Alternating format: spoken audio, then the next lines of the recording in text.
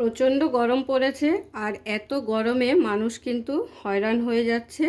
তো আজকে আমি গরমের জন্য স্পেশাল থালি রেডি করেছি, দুপুরের লাঞ্চ থালি। আজকের দুপুরের লাঞ্চ থালিতে আছে আমার পান্তা ভাত।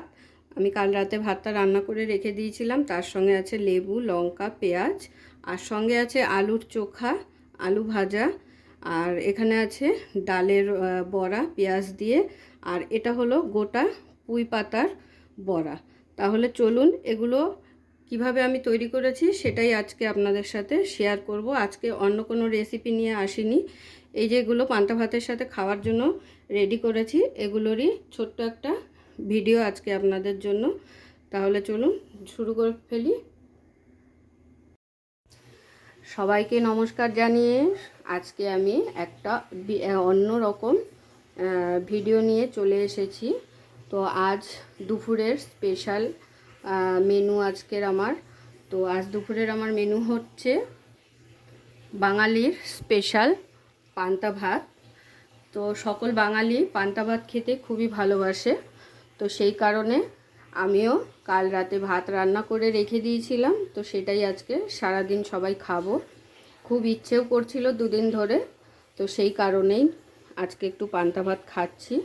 তো গরমে যা গরম পড়েছে প্রতিটা মানুষই হয়রান হয়ে যাচ্ছে। তো সেই কারণেই মাঝে মাঝে কিন্তু একটু পান্তা ভাত খাওয়া পেটের পক্ষেও ভালো।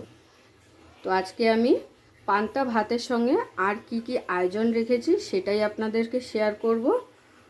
তাহলে দেখিয়ে দিই যে আজকে আমি পান্তা ভাতের সঙ্গে আর কি কি আয়োজন রেখেছি। তো প্রথমেই দেখিয়ে দিই, পান্তা ভাতের সঙ্গে আমি আলু সিদ্ধ রেখেছি। তো আলু সিদ্ধটাকে আমি আলুর চোখা করব পেঁয়াজ শুকনো লঙ্কা ভেজে। তো আলুটা আমার সিদ্ধ করে নেওয়া হয়ে গেছে।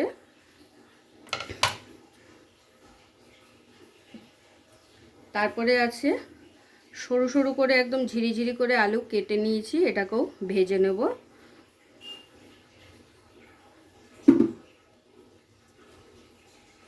এরপরে রেখেছি এক বাটি মসুর ডাল, যেটার আমি পেঁয়াজ দিয়ে বড়া তৈরি করব। তো সমস্ত কিছু কিন্তু আমি কেটে একদম রেডি করে রেখেছি। আর মসুর ডালটাকে খুব ভালো করে ধুয়ে ভিজিয়ে রেখেছিলাম। ভিজিয়ে না রাখলে তো বড়া করা যাবে না, যেহেতু এটা বাটতে হবে। তা মসুর ডাল আমার ভিজেও গেছে। তো চলুন ঝটপট এগুলো সমস্ত রেডি করে ফেলি। আর তার সঙ্গে কটা আছে পুঁই পাতা। পুঁই পাতার বড়া খেতে কারা পছন্দ করেন অবশ্যই কমেন্ট করে জানাবেন। এরকম গোটা গোটা ছোট ছোট পাতারই বড়া করব। তাহলে চলুন দেখে নিন। তো প্রথমেই আমি আলুটাকে ভেজে নিচ্ছি। আলুটা যেহেতু কেটে রেডি করা আছে, তো তার জন্য এখানে কড়াই বসিয়ে দিয়েছি। আর কড়াইতে দিয়ে দিচ্ছি তেল। তেলটা একটু বেশি পরিমাণেই দিয়ে দিলাম, তাতে করে আলুটা যাতে একটু মচমচে করে ভাজা হয়। তেলটা খুব ভালো করে ধোয়া ওঠা গরম হয়ে গেছে। তেলের মধ্যে দিয়ে দিচ্ছি একটু লবণ। লবণ দিয়ে যদি এরকম আলু ভাজা হয় তাহলে আলুটা কিন্তু কড়াইয়ের গায়ে লেগে যায় না। দিয়ে দিচ্ছি আলুটা।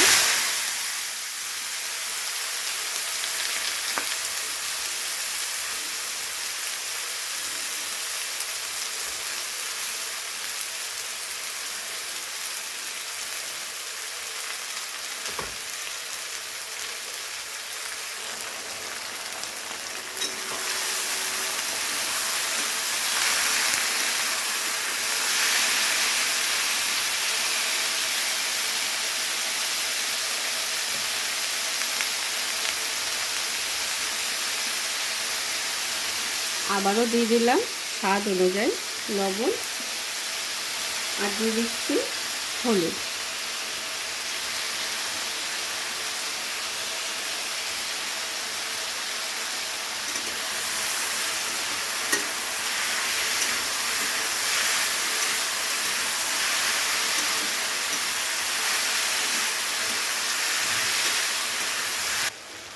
দিয়ে দিচ্ছি 3টে চেরা কাঁচা লঙ্কা।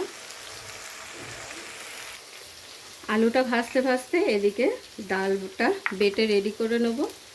তো আমি শিলনোড়াতেই বেটে নিচ্ছি ডালটা। আপনারা চাইলে মিক্সিতেও করে নিতে পারেন।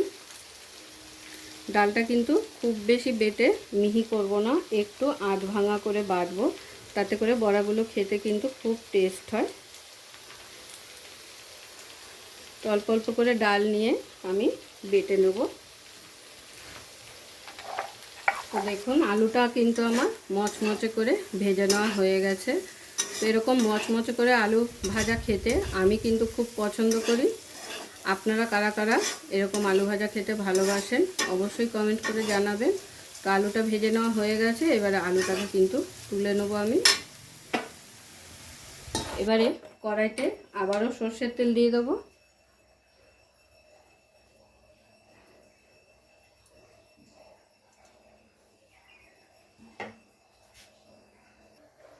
কড়াইতে আবারও তেল দিয়ে দিয়েছি। এবারে শুকনো লঙ্কাগুলো ভেজে নেব আলু মাখার জন্য।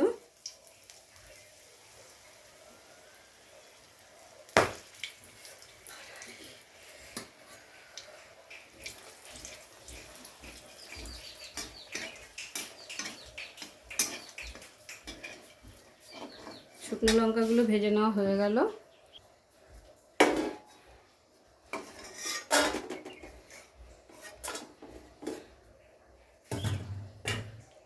এরপরে এই তেলের মধ্যেই পেঁয়াজটাকেও ভেজে নেব।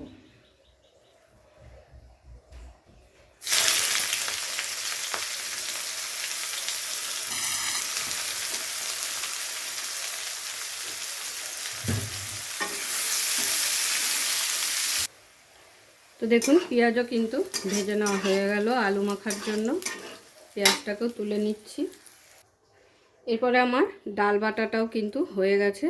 তো দেখুন ডালটাকে কিন্তু আমি এইভাবে আধ ভাঙা করেই বেটেছি। এবারে ডালের মধ্যে সমস্ত উপকরণগুলো দিয়ে দেবো। আর কী কী উপকরণ দিচ্ছি সেটাই দেখিয়ে দিই। প্রথমেই দিয়ে দিচ্ছি অল্প একটু কালো জিরে, তারপর দিয়ে দিচ্ছি একটু রসুন বাটা। এগুলো চাইলে আপনারা ডালের সাথেই বেটে নিতে পারেন। দিয়ে দিচ্ছি সামান্য একটু আদা বাটা, আর ঝালের জন্য দিয়ে দিচ্ছি সামান্য একটু কাঁচা লঙ্কা বাটা। কাঁচা লঙ্কাটা কুচিয়েও দেওয়া যায়, কিন্তু কুচিয়ে দিলে কিন্তু মুখে পড়ে, তো এইভাবে বাটা দিলে মুখে পড়বে না। তার সঙ্গে দিয়ে দিচ্ছি একটু হলুদের গুঁড়ো, দিয়ে দিচ্ছি একটু কাশ্মীরি লাল লঙ্কার গুঁড়ো,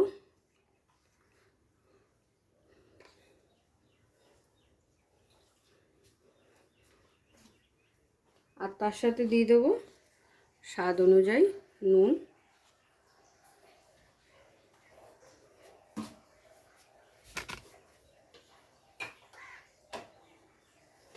এবারে দিয়ে দিচ্ছি পেঁয়াজের কুচিটা। পেঁয়াজটাকে আমি স্লাইস করে কেটে নিয়েছি। এই বড়াটা খেতে কিন্তু অসাধারণ লাগে, আর পান্তা ভাতের সঙ্গে একটু বড়া না হলে কিন্তু হয় না। তো এবারে সমস্ত কিছুকে হাত দিয়ে খুব ভালো করে মেখে বড়াগুলো ভেজে নেব।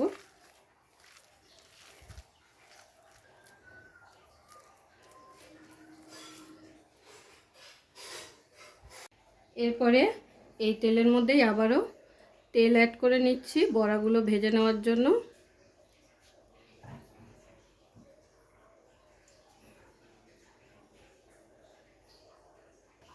তো তেল গরম হয়ে গেছে, এবারে এক এক করে বড়াগুলো তেলের মধ্যে ছেড়ে দেবো।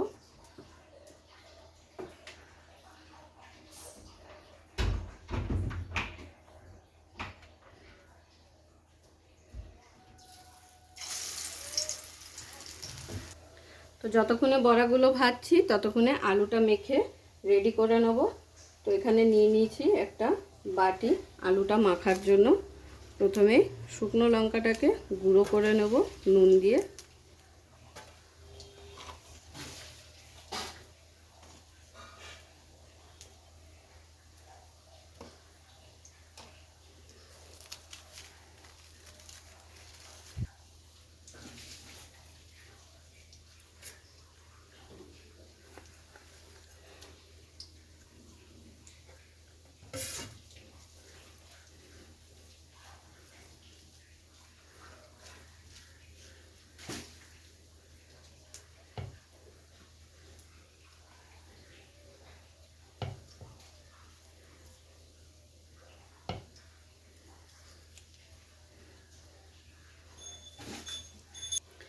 আলুটাও আমার মেখে নেওয়া হয়ে গেল।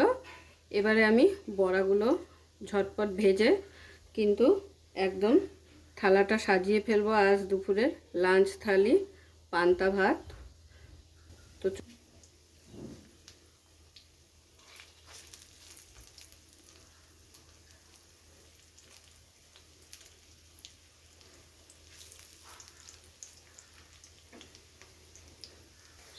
তো বড়াগুলোও কিন্তু ভেজে নেওয়া হয়ে গেছে। এবারে বড়াগুলো এক এক করে প্লেটে তুলে নিচ্ছি।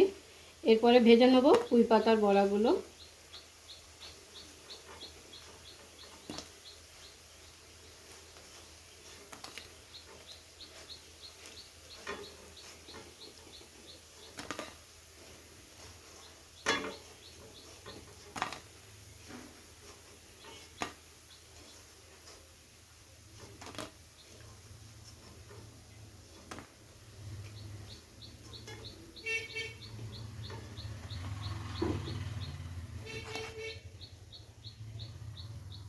তো পুঁই পাতার বড়াটা ভাজার জন্য বেসনের একটা পেস্ট তৈরি করে নিচ্ছি।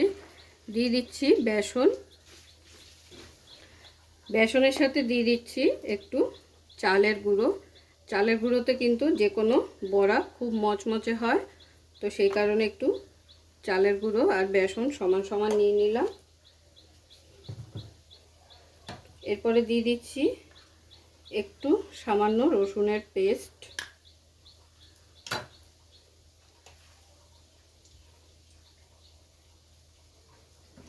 পরিমাণ মতো নুন,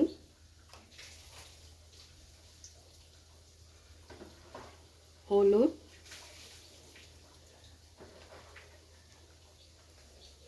ঝালের জন্য দিয়ে দিচ্ছি একটু 1 চামচ মতো কাঁচা লঙ্কা বাটা, দিয়ে দিচ্ছি সামান্য একটু লাল লঙ্কার গুঁড়ো।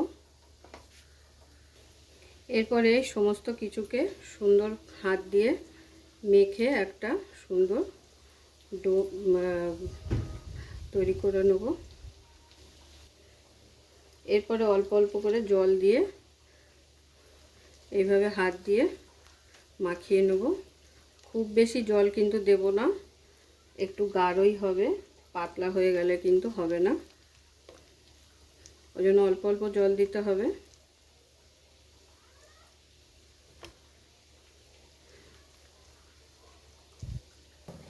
তাহলে ব্যাটার কিন্তু আমাদের একদম রেডি। এইভাবে একটু ঘন করে ব্যাটারটা কিন্তু তৈরি করতে হবে, পাতলা ব্যাটার হয়ে গেলে কিন্তু বড়ায় স্বাদ হবে না। তাহলে চলুন এবার পুঁই পাতার বড়া করব। তো এই তেলের মধ্যে আবারও একটু বেশি করে তেল অ্যাড করে নিচ্ছি, কারণ এই বড়াটা কিন্তু ডুবো তেলে ভাজতে হবে, না হলে বড়াগুলো সুন্দর ফুলবে না। এবারে একটা করে পাতা এইভাবে ব্যাটারের মধ্যে নিয়ে চুবিয়ে চুবিয়ে এইভাবে কিন্তু ছেড়ে দিতে হবে। বড়াটা খুব সুন্দর হয় আর টেস্টিও হয়। আর পুঁই পাতা কিন্তু কুচিয়ে নিয়েও বড়া করা যায়, ওটা অন্যরকম টেস্ট হয়, আর এই বড়াটা কিন্তু অন্যরকম টেস্ট হয়। তেলটা গরম হয়ে গেছে, এবারে তেলের মধ্যে এক এক করে বড়াগুলোকে দিয়ে দেবো।